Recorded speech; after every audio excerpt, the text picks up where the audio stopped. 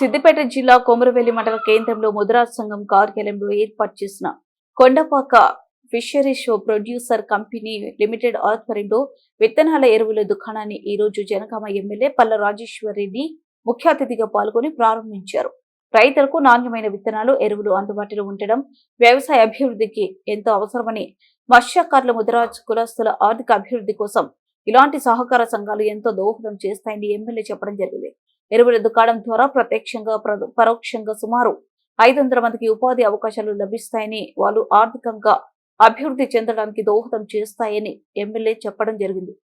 అనంతరం ఎమ్మెల్యే అంగన్వాడీ భవన నిర్మాణానికి శంకుస్థాపన చేసి గ్రామస్తులను అభినందించడం జరిగింది.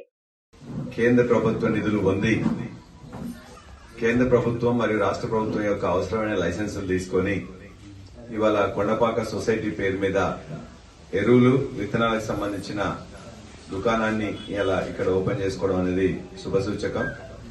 ఖచ్చితంగా మన సమాజంలో అత్యంత అట్టడుగున ఉన్న సామాజిక వర్గం ఒకటి ముదిరాజు వర్గం.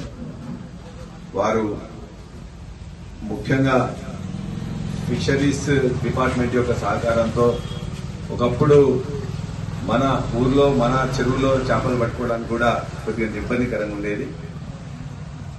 2014లో తెలంగాణ ప్రభుత్వం వచ్చిన తర్వాత, తెలంగాణ ఏర్పడిన తర్వాత, కేసీఆర్ గారు వచ్చిన తర్వాత ముదిరాజ్ కమ్యూనిటీ ఒకటే కాదు, మొత్తం గంగపుత్రులు కావచ్చు, ముదిరాజులు కావచ్చు, లేక బెస్తవారు కావచ్చు, వీరందరికీ కూడా చేపల రైట్స్ అనేది వీళ్ళకే ఇవ్వాలనేది ఆనాడు ప్రభుత్వం డెసిషన్ తీసుకున్న తర్వాత ఖచ్చితంగా వాళ్ళందరూ కూడా వలలు, తర్వాత చేప పిల్లలు సబ్సిడీ మీద ఇవ్వడం, వాటిని లక్షల్లో కోట్లలో పోయడానికి ప్రయత్నం చేయడం.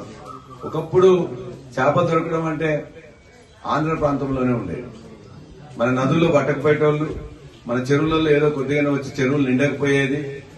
తర్వాత మనకు ఉండే అవకాశాలు కూడా చాలా తక్కువ ఉండేది. అసలు రొయ్యలు రావాలన్నా ఆంధ్ర నుంచి వెళ్ళే, చేపలు రావాలన్నా అక్కడి నుండే, రకరకాలు ఏదో మనకు చాలా తక్కువగా, చాలా తక్కువ అంటే చాలా తక్కువ ఉండేది.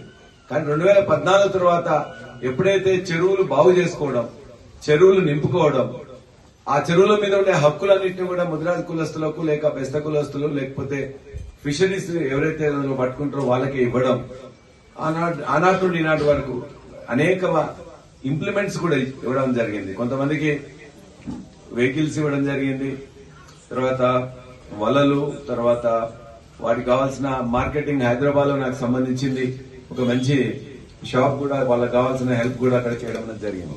కాబట్టి ఖచ్చితంగా మన ఊర్లో, మన చెరువులో మనకు పెంచుకుంటున్నప్పుడు దానికి నిష్ణాతులైన అందులో పనిచేస్తున్న వారికి హక్కులు పొందడం, తద్వారా వాళ్ళ కుటుంబాలు కొద్దిగా అంత వెలుగు రావడం అనేది బాగుంటుందనే ఉద్దేశంతోనే అన్ని కులాలకు ఆనాడు కేసీఆర్ గారు సహాయం చేసిండ్రు.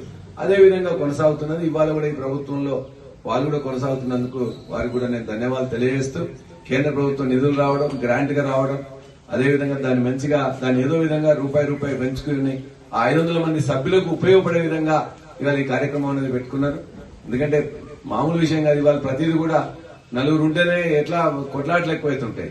కానీ వాళ్ళందరూ కూడా మొత్తం మన కొమరవెల్లి, మన ప్రాంతంలో ఉండే మొత్తం ముదిరాజ్ సోదరులందరూ కూడా మంచిగా ఒకటి డిపిఆర్ సబ్మిట్ చేయడం గానీ, పర్మిషన్ తెచ్చుకోవడం గానీ, తద్వారా ఇలా షాప్ ఓపెన్ చేసుకోవడం గానీ, తద్వారా వచ్చే లాభ నష్టాలు ఏదున్నా కూడా ఆ కమ్యూనిటీకి లాభం రావాలని చెప్పేసి ఆ లాభాన్ని వాళ్ళందరికీ అందించాలని చేసుకునే ఏదైతే చర్య ఉన్నదో మీకు మిమ్మల్ని అభినందిస్తూ, ఖచ్చితంగా ఇది వర్ధిల్లాలని, తద్వారా మీ బిజినెస్ పెరగాలని, మీకు ఏదైతే వృత్తిపరంగా వచ్చే అన్ని కూడా కొనసాగుతూ ఆ వృత్తిపరంతో పాటు ఇది ఒక అదనంగా వచ్చే ఆదాయంగా భావించి ఇక్కడ ఉండే మొత్తం కూడా మీ యొక్క సహకార సంఘం ఏదైతే ఇవాళ పర్పత్ సంఘం అంటే మా సహకార సంఘం producer Kondapaka fisheries producer company limited ఆధ్వర్యంలో ఇక్కడ చేస్తున్న ఈ యొక్క షాపు వర్ధిల్లాలని చెప్పేసి, తద్వారా మీరు లాభం పొందాలి, రైతులు లాభం పొందాలి, రైతులకు కూడా మేలైన విత్తనాలు మీరు అందించాలి, సమయానికి అందించాలి, క్వాలిటీ సీడ్స్ కానీ క్వాలిటీ